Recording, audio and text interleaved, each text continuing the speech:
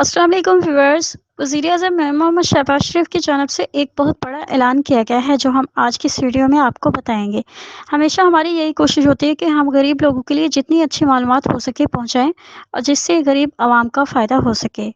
تو ویورز، آپ سب جانتے ہیں کہ اس وقت ملک میں بہت زیادہ حد تک مہنگائی بڑھ چکی ہے اور اس کے ساتھ ساتھ بارشیں ہونے کی وجہ سے سیلاب نے بھی تباہ کاریاں مچا رکھی ہیں، جس کی وجہ سے لوگ بہت زیادہ پریشان ہیں، لوگوں کا بہت زیادہ نقصان ہو رہا ہے۔ خاص طور پر بلوچستان کے علاقے میں بہت زیادہ تباہی ہوئی ہے۔ تو وزیر اعظم میاں محمد شہباز شریف نے بلوچستان کا دورہ کیا اور سیلاب سے متاثر ہونے والے تمام لوگوں کو یقین دہانی کروائی کہ حکومت آپ کے ساتھ ہے اور تمام متاثرین کو بہت بڑی امداد دینے کا بھی اعلان کیا ہے۔ تو جو لوگ